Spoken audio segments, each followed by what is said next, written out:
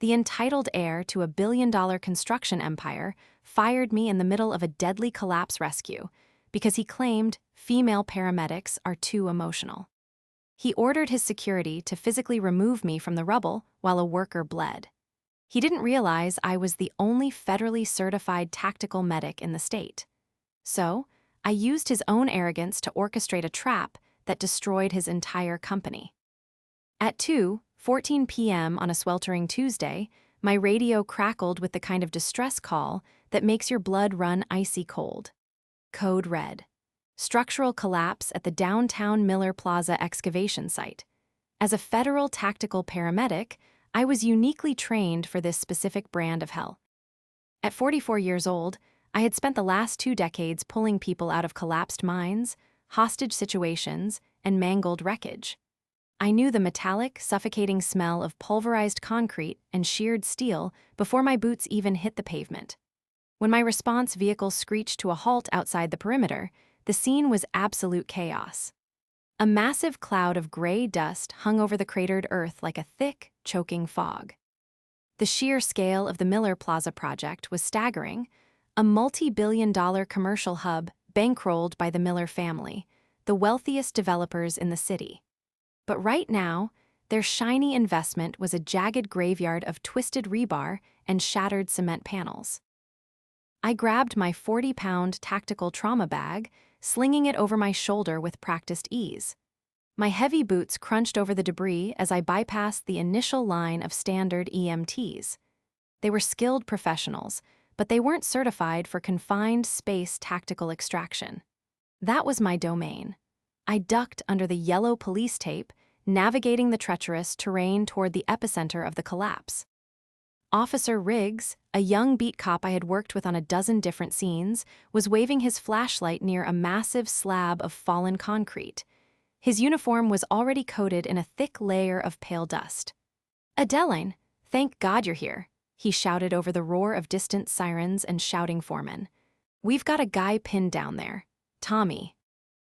He's in a void space, but the structural engineers are saying the whole pile could shift if we use heavy machinery.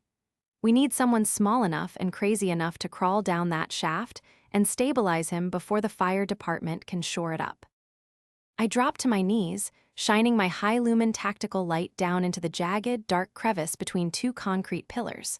"Talk to me, Tommy," I yelled, my voice echoing down the narrow, claustrophobic chute. A weak, agonized groan drifted back up. The sound was thin, laced with the distinct rattle of someone struggling to breathe through bruised or broken ribs. I didn't need a monitor to know he was going into shock. Time was not a luxury we possessed today. "I'm going in," I told Riggs, unbuckling my secondary harness to streamline my profile. I checked my oxygen supply and secured my helmet strap. The temperature inside that rubble would be stifling, and the air would be thick with silica dust. Every single movement had to be calculated. One wrong shift of my shoulder, and 1,000 pounds of unstable debris could come crashing down on both of us. Riggs looked nervous, his hands hovering over his radio. "Are you sure, Adeline?" "The site manager hasn't officially cleared the zone." "I don't need a manager's permission to save a dying man, Riggs. My federal certification trumps their internal protocols," I replied, my tone leaving absolutely no room for debate. I began sliding feet first into the dark, jagged mouth of the concrete tomb, my flashlight cutting through the floating particulate. I could hear Tommy weeping softly in the darkness below, completely terrified.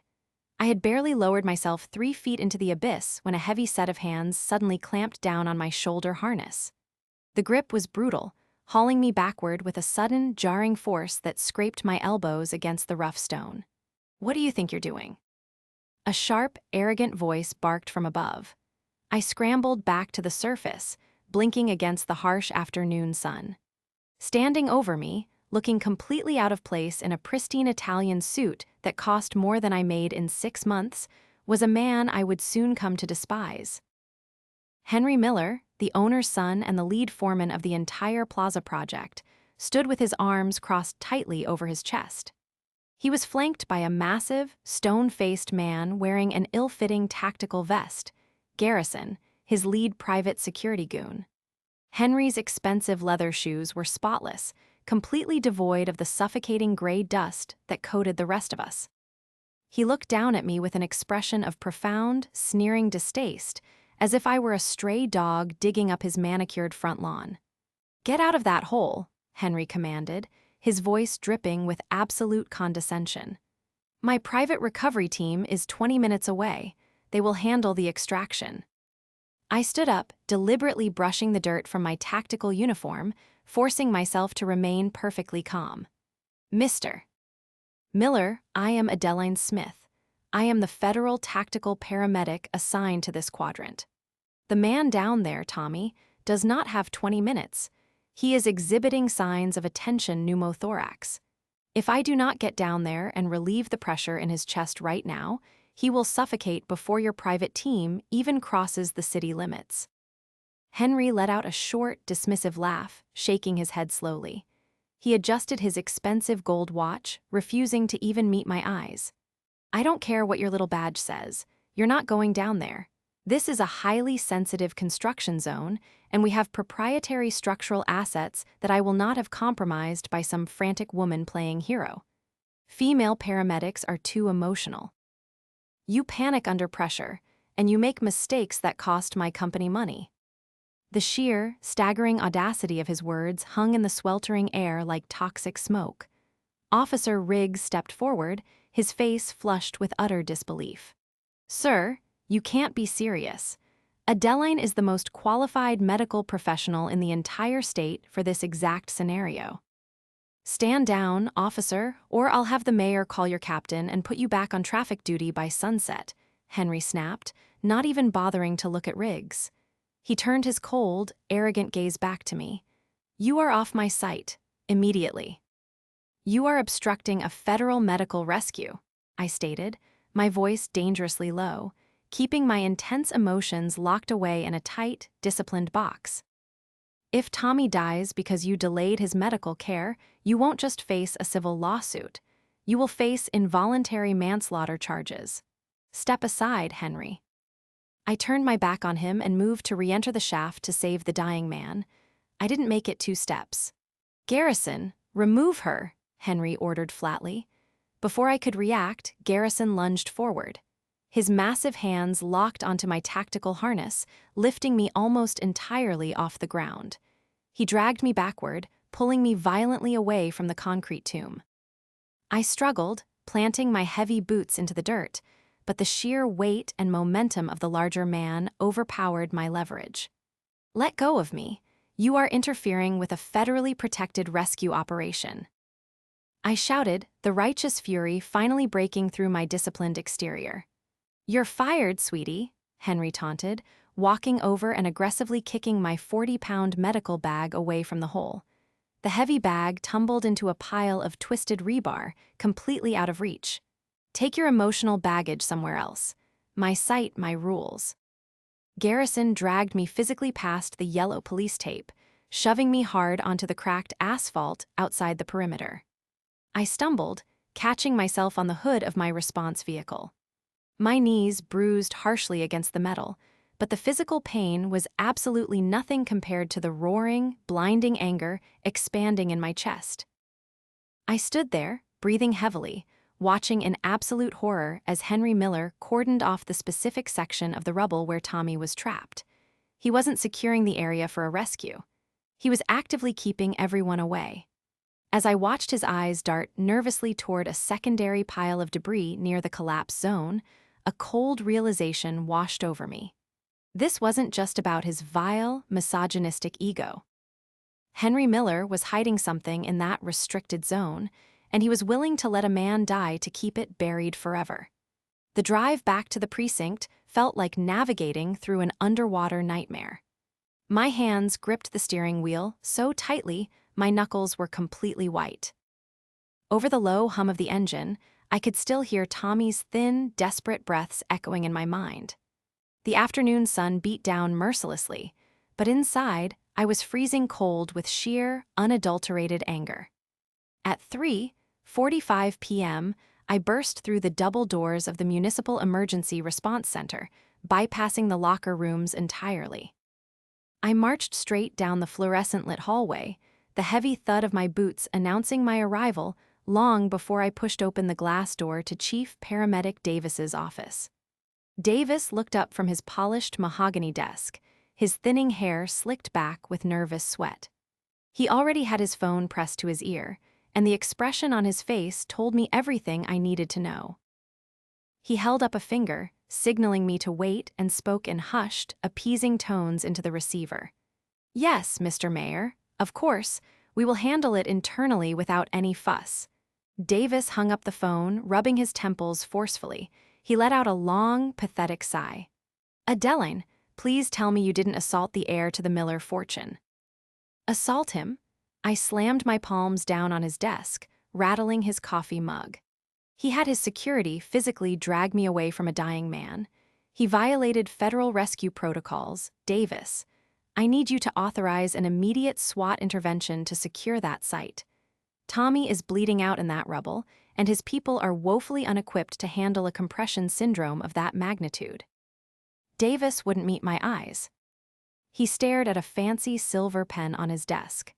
"Tommy was extracted by the private team 10 minutes ago. He's en route to the hospital now. He's in critical condition, but he's alive." A fraction of the crushing weight lifted from my chest, but the intense rage remained. That doesn't change what happened. Henry Miller maliciously obstructed a federal rescue. He cited my gender as a reason to ban me from the site. Furthermore, I am absolutely certain he is covering up something illegal in Quadrant 4.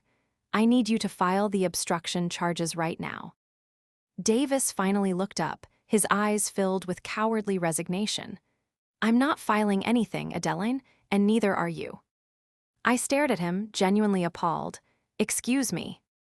"Mayor Declan just called," Davis explained nervously. "The Miller Plaza project is the crown jewel of this city's redevelopment. The Miller family has poured billions into our infrastructure. The mayor has strictly forbidden any municipal agency from launching an investigation that could stall construction. Henry Miller formally requested that you be permanently barred from all affiliated sites, claiming you were hysterical and disruptive." "Hysterical?"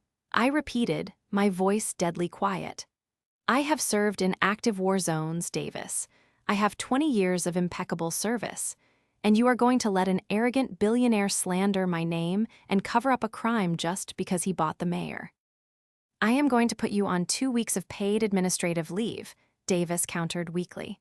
"Go home, Adeline. Cool off. This fight is just too big for you." I simply stood up, the icy calm of a seasoned tactician washing over me. "You're a coward, Davis." At 8:30 p.m., I sat at my kitchen table, staring blankly at a cold cup of coffee. The dim overhead light cast long shadows across our modest kitchen, a stark contrast to the opulent, untouchable world the Millers inhabited. My husband, Leo, a retired firefighter with quiet, steady strength, placed a warm hand on my shoulder. He had listened to the entire story. "He thinks you're just going to roll over," Leo said softly.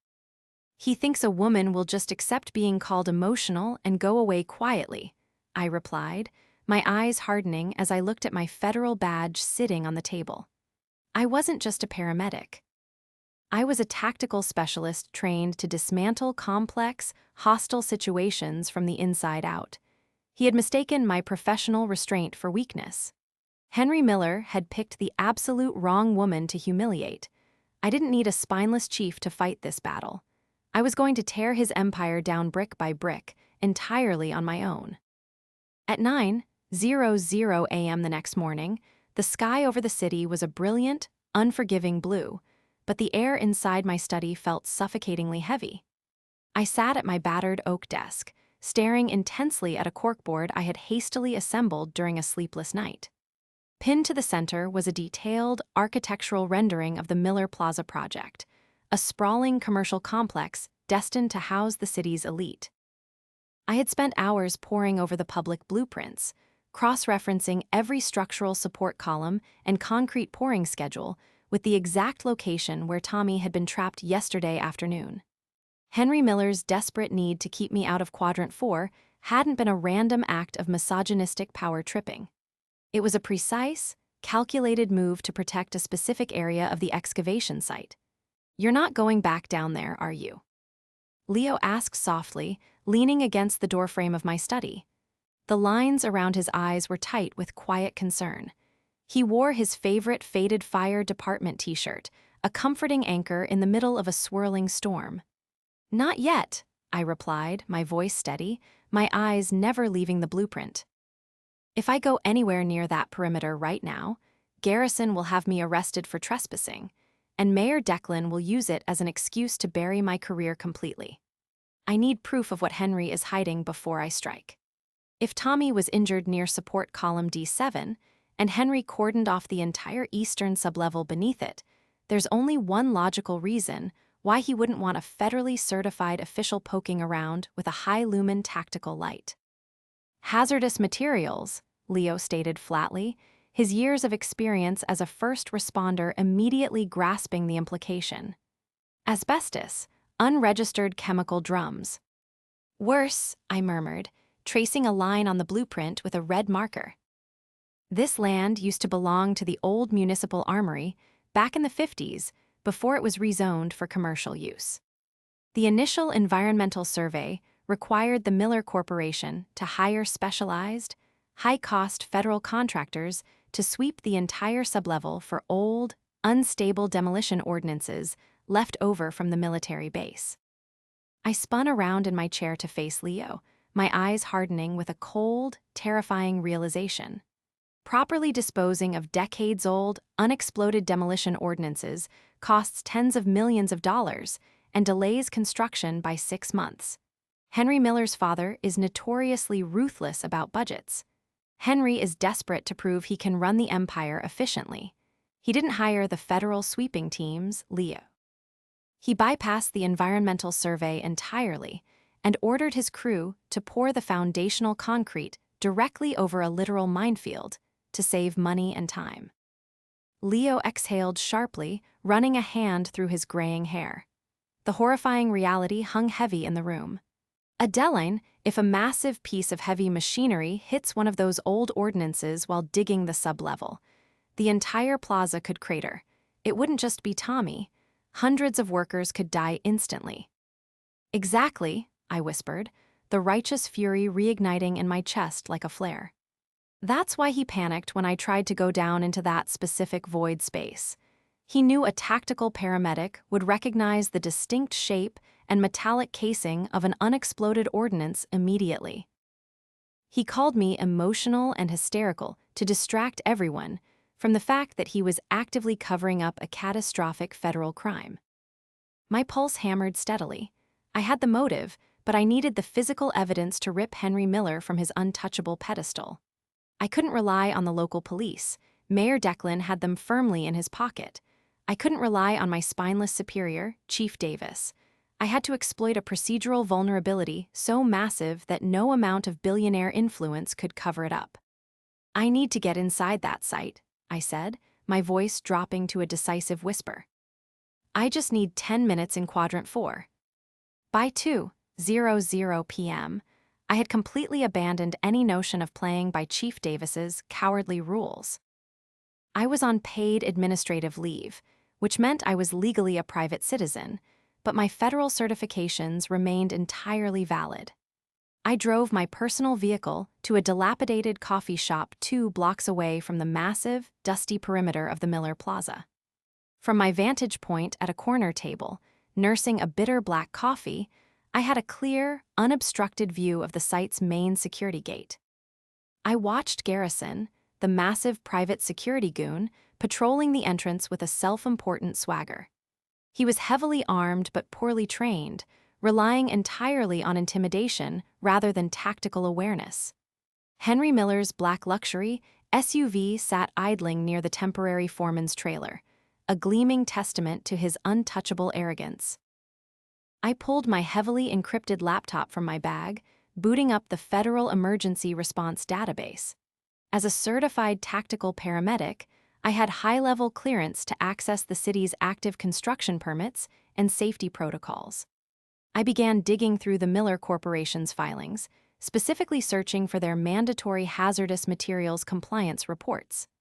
The screen glowed brightly in the dim coffee shop, illuminating my focused expression. I spent 2 hours aggressively cross-referencing thousands of pages of mind-numbing bureaucratic jargon. And then, at exactly 4:15 p.m., I found it. The fatal, arrogant mistake Henry Miller had made to save a few $1,000,000. I smiled, a slow, cold expression that would have made a seasoned street cop nervous. In order to secure the $1 billion comprehensive insurance policy necessary to legally break ground on a project of this magnitude, the Miller Corporation had signed an incredibly strict federal rider. The rider stated, in explicit, unyielding legal terms, that in the event of any structural collapse resulting in serious bodily injury, an independent, federally certified emergency medical official must physically inspect the collapse zone and sign off on the structural integrity before any further excavation could continue. If this protocol was breached, the entire $1 billion insurance policy was immediately and irrevocably voided. Henry Miller had violently fired the only federally certified tactical paramedic on the scene before I could conduct my inspection. He hadn't just insulted me, he had unknowingly triggered a catastrophic breach of contract. But more importantly, I realized that if I formally lodged a complaint with the federal insurance underwriters, they would immediately dispatch an independent hazardous materials team to audit the site. And if they found the unexploded ordnances during that audit, Henry was finished. The only problem was time. Federal insurance audits took weeks to organize. Henry's heavy machinery was currently tearing through the rubble of Quadrant 4, desperately trying to cover up the ordnances before anyone noticed. If I waited for the bureaucrats, he would succeed in burying the evidence permanently. I closed my laptop with a sharp, decisive snap. I couldn't wait for a slow-moving audit. I needed to force a massive, immediate federal intervention right now, today. I needed to create a situation so dangerous and highly publicized that the Department of Homeland Security would be legally obligated to raid the site, completely bypassing Mayor Declan's local jurisdiction. I pulled out my phone and dialed a highly secure number I hadn't used in 3 years. The phone rang twice before a deep, authoritative voice answered. Federal Explosive Ordnance Disposal, Regional Command. How can I help you? At 5:30 p.m., the atmosphere around the Miller Plaza was suffocatingly tense. The late afternoon sun cast long, ominous shadows over the jagged concrete ruins. I parked my personal vehicle completely legally on the public street bordering the site, stepping out with calm, deliberate precision. I wasn't wearing my paramedic uniform. I wore simple jeans and a dark jacket, blending seamlessly into the growing crowd of curious onlookers and aggressive news reporters who had gathered since yesterday's collapse.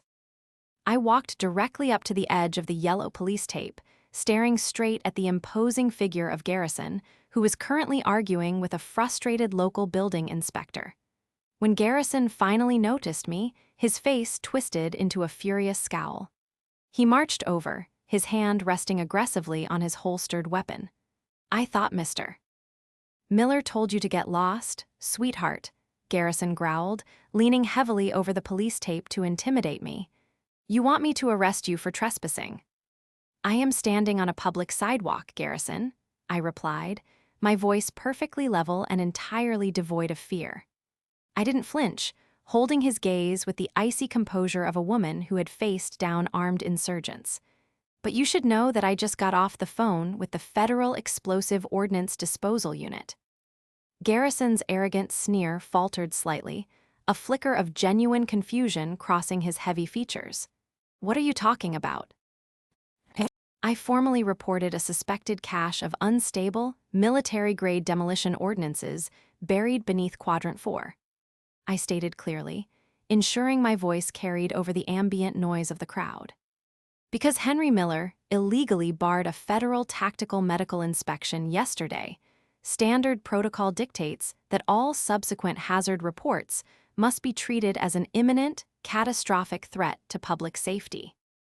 Before Garrison could formulate a threatening response, the distinct, terrifying wail of heavy sirens tore through the sweltering evening air.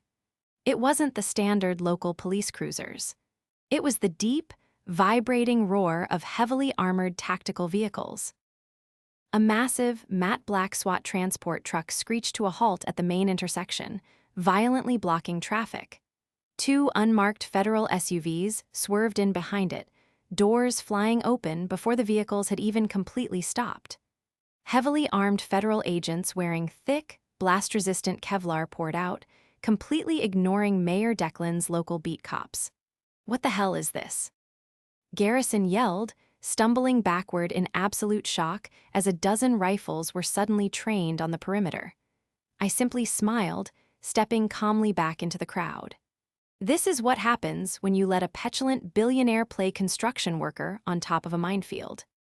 Henry Miller burst out of his temporary trailer, his pristine suit flapping wildly as he sprinted toward the barricade. "Stop!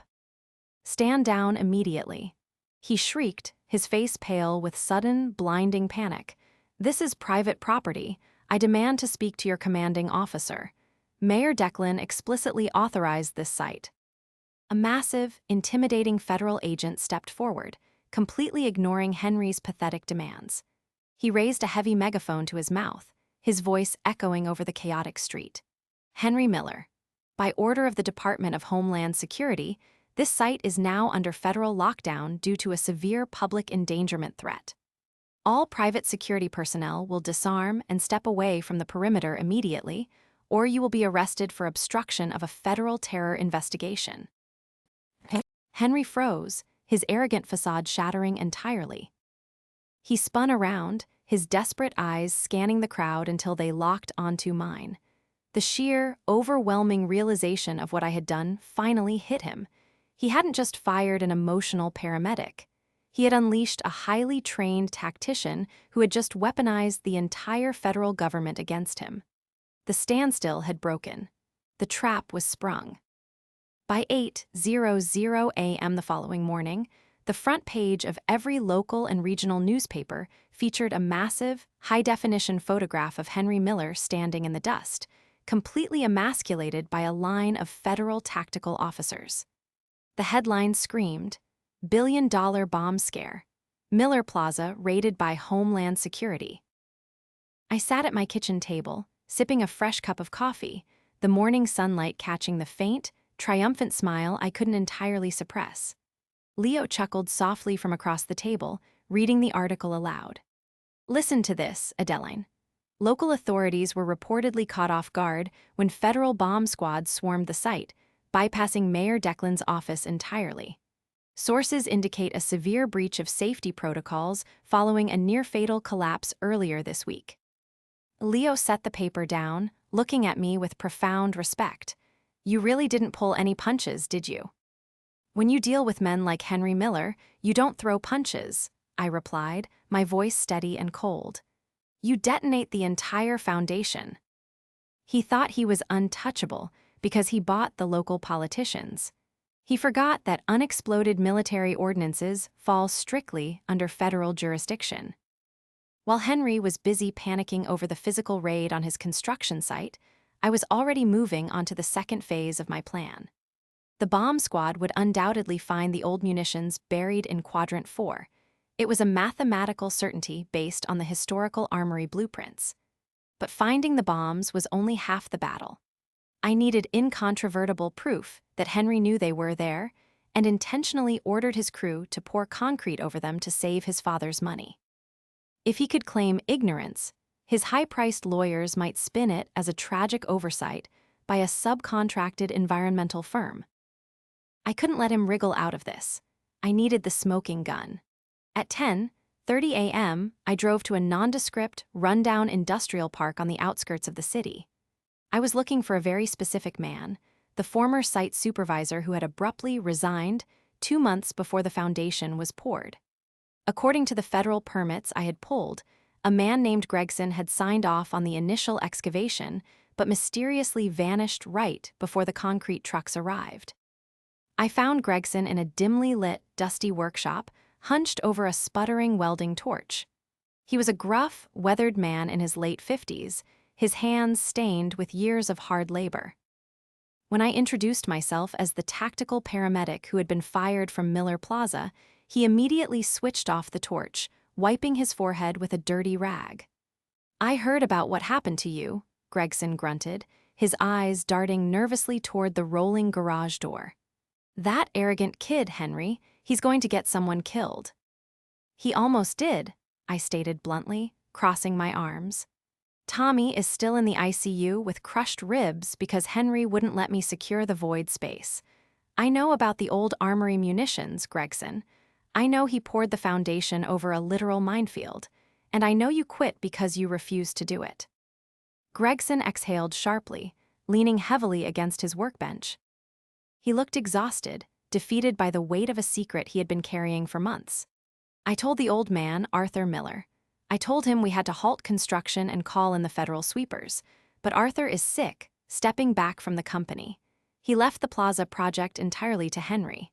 Henry looked at the $40 million estimate for ordnance disposal and laughed in my face. "He told me to pour the concrete or he'd ruin my career and blacklist me from every union in the state."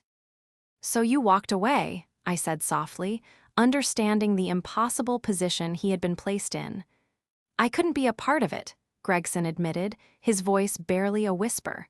"But I didn't leave empty-handed. I knew Henry was going to bury the problem, so I kept copies of the original environmental survey.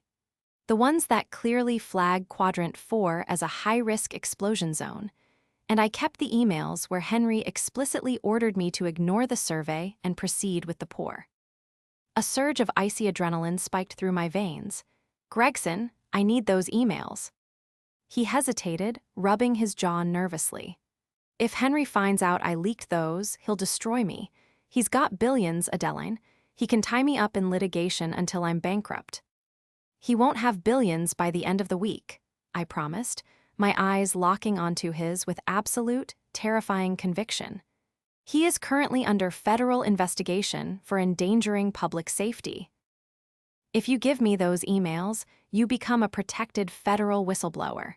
If you don't, you become an accessory to domestic terrorism when that site inevitably blows. The choice is yours." Gregson stared at me for a long, heavy moment before turning to a battered metal filing cabinet in the corner of his workshop. He pulled out a thick, manila folder and handed it to me. "Bury him, Adeline." Armed with the smoking gun, I didn't go to Chief Davis or Mayor Declan. Going through local channels was a guaranteed dead end. At 2:00 p.m., I walked straight into the bustling headquarters of the city's largest independent investigative news station, clutching the manila folder tightly against my chest. I asked specifically for Sarah Jenkins, a notoriously aggressive journalist who had spent the last 2 years trying to expose the Miller family's corrupt political dealings. Sarah met me in a sterile, glass-walled conference room. She was sharp, calculating, and hungry for a career-defining story. I slid the manila folder across the polished table, watching her eyes widen as she scanned the contents. "This is incredible," Sarah breathed, flipping frantically through the copied emails and the original environmental survey. "Adeline, this proves Henry Miller intentionally ordered his crew to build a commercial skyscraper on top of unstable military explosives to save $40 million. This isn't just gross negligence. It's wildly illegal. And he fired you, a federally certified paramedic, to stop you from finding out when the site collapsed." "He called me hysterical," I stated flatly, ensuring my tone was completely devoid of emotion. "He used my gender to discredit my professional authority and forcibly remove me from a federal rescue. I want these emails broadcasted on the 6 o'clock news. I want the entire city to know exactly who they are dealing with." "Oh, we are going to do much more than just the 6 o'clock news," Sarah grinned, her eyes flashing with predatory excitement. "We are going to make this a national headline." At exactly 6:00 p.m., my face was plastered across every television screen in the city. Sarah Jenkins ran a blistering, 10-minute exposé that meticulously detailed the entire cover-up. She broadcasted Henry's damning emails, reading his arrogant, dismissive words aloud to millions of viewers. She highlighted his catastrophic decision to fire a female tactical paramedic who was actively trying to save a dying man, framing it perfectly as both a massive safety violation and a disgusting display of billionaire entitlement. The public humiliation was instantaneous and absolute. My phone began vibrating violently on the kitchen counter. Notifications flooded in from colleagues, friends, and furious citizens. Social media erupted, demanding Henry Miller's immediate arrest. But the most satisfying reaction was the complete, panicked silence from the Miller Corporation. Their PR team was scrambling, utterly incapable of spinning a story that involved physical evidence of unexploded bombs and a severely injured construction worker. I sat back on my couch, watching the news coverage with Leo, my face completely impassive. I wasn't celebrating yet. The public backlash was a necessary tool, but it was just a precursor to the real strike. I knew Henry wouldn't go down without a fight. He would try to leverage his political connections to suppress the federal investigation. He would undoubtedly lean on Mayor Declan to fix the mess, which is exactly why I had set a trap for the mayor, too. At 9:00 a.m. the following morning, the atmosphere outside City Hall was electric. Hundreds of angry citizens and construction union members had gathered, chanting and holding signs demanding accountability for the Miller Plaza disaster. News vans lined the streets, their massive antennas broadcasting the chaos live. Mayor Declan had hastily called a press conference to address the growing scandal, desperately attempting to distance himself from his largest campaign donor. I stood near the back of the press pool, wearing a sharp, professional blazer, my federal badge clipped visibly to my belt. I watched as Mayor Declan stepped up to the podium, sweating profusely under the harsh television lights. He adjusted his microphone, his voice trembling slightly. "Citizens," Declan began, attempting to project a false sense of authority. "The city is fully cooperating with the federal investigation at the Miller Plaza site. We take public safety incredibly seriously. Any allegations of misconduct by the Miller Corporation will be handled thoroughly." Sarah Jenkins, sitting in the front row, immediately raised her hand, her voice cutting through the murmurs like a knife. "Mr. Mayor, are you denying that you personally intervened to stop local authorities from investigating Henry Miller 3 days ago, right after he forcibly removed federal paramedic Adeline Smith from the collapse zone?" Declan blanched, his eyes darting nervously toward his press secretary. "That is entirely false. I had no knowledge of any cover-up." I stepped forward, smoothly parting the sea of reporters until I stood directly in front of the podium. The cameras instantly pivoted to focus on me. I didn't raise my voice. I didn't need to. "Mayor Declan," I said calmly, my words amplified by a dozen nearby microphones. "At 3:45 p.m. on Tuesday, Chief Paramedic Davis informed me that you personally ordered him to halt any local obstruction charges against Henry Miller. You explicitly stated that municipal agencies were forbidden from stalling construction. Are you currently calling Chief Davis a liar on national television?" A collective gasp rippled through the press corps. Flashbulbs erupted like a localized thunderstorm. Mayor Declan stared at me, completely trapped. If he denied it, I would subpoena Davis's phone records and destroy him in court. If he admitted it, he was publicly confessing to aiding a billionaire in covering up a federal crime. Declan stammered, entirely unprepared to face the very woman he had attempted to bury. He looked like a cornered rat, his political career dissolving rapidly in the harsh morning light. I didn't wait for his pathetic response. I turned sharply to the cameras, my expression unwavering. The local government is entirely compromised by Miller's wealth. That is why I had to bypass them entirely. Henry Miller's arrogance almost cost Tommy his life, and it almost cost this city hundreds more. I will not rest until every single person involved in this catastrophic failure is held completely accountable. I walked away from the podium, the deafening roar of reporters shouting questions echoing behind me. The trap was perfectly set.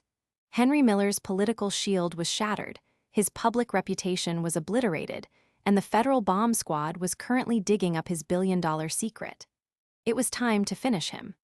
The climax of Henry Miller's utter destruction arrived precisely at 11:15 a.m. on a Friday, 3 days after he had violently dismissed me from the collapse zone. The morning air was thick with humidity and an undeniable electric tension. I stood across the street from the massive, steel and glass headquarters of the Miller Corporation, flanked by two highly irritated federal agents from the Department of Homeland Security.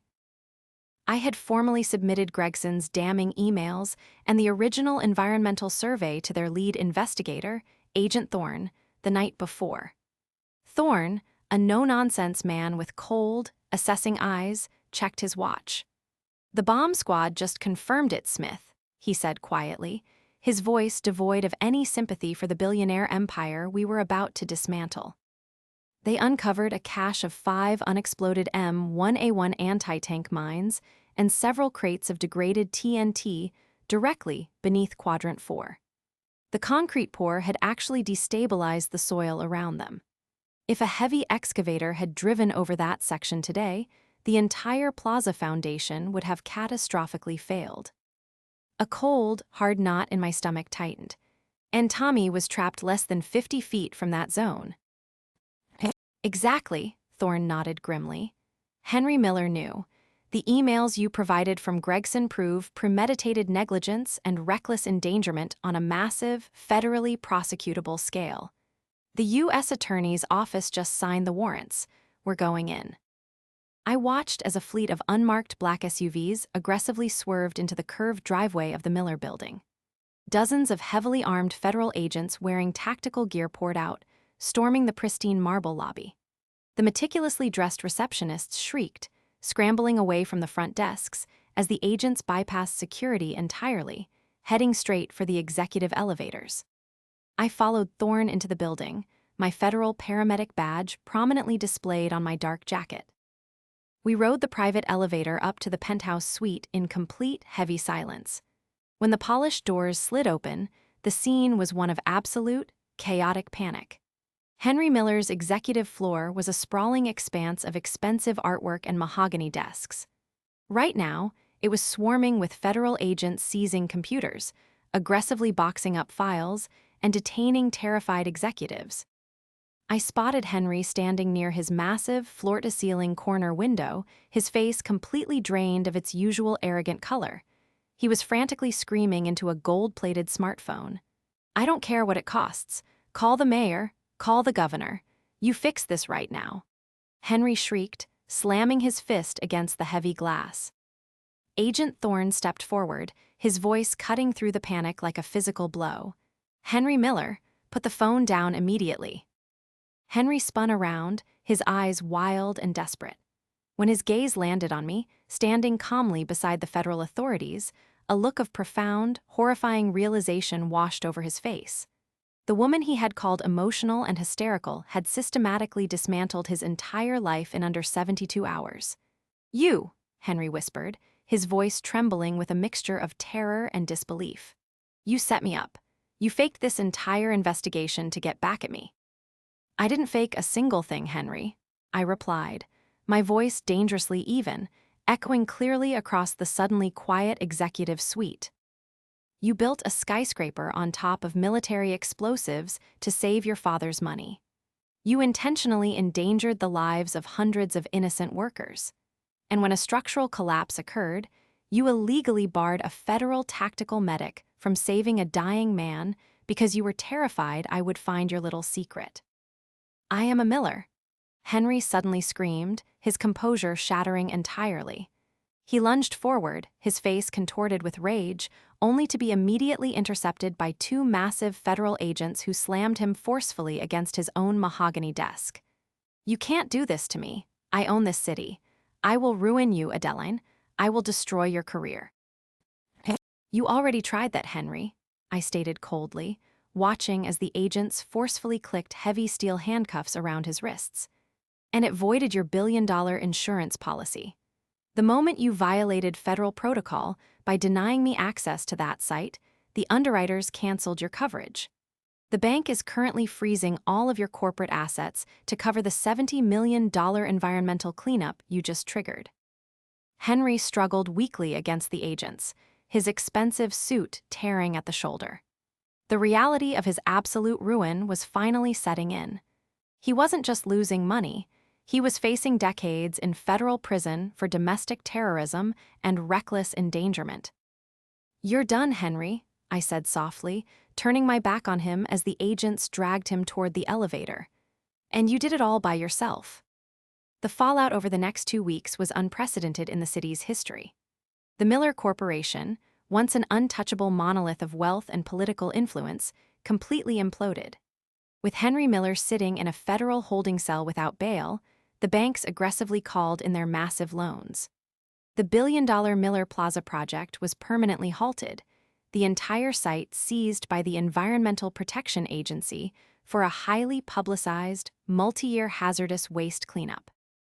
The scandal aggressively ripped through City Hall as well.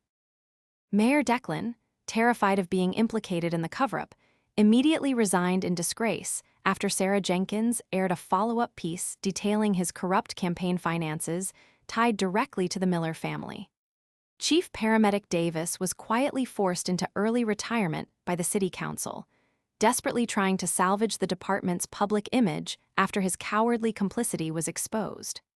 Tommy, the young worker who had been trapped in the rubble, survived.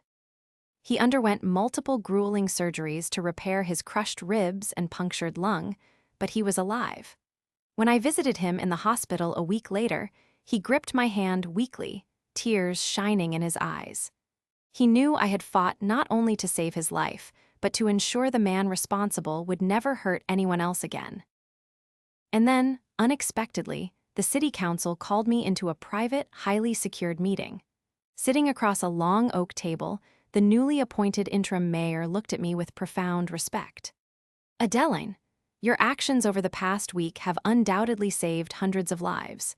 You exposed a catastrophic threat to public safety and rooted out systemic corruption at the highest levels of our local government. We cannot adequately express our gratitude."